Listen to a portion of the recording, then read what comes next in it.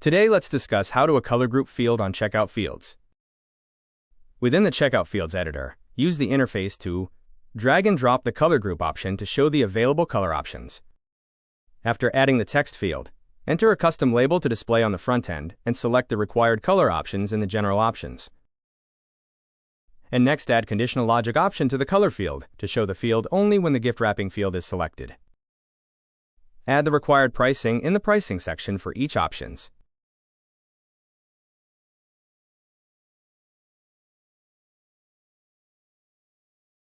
Click the Save button to apply the changes.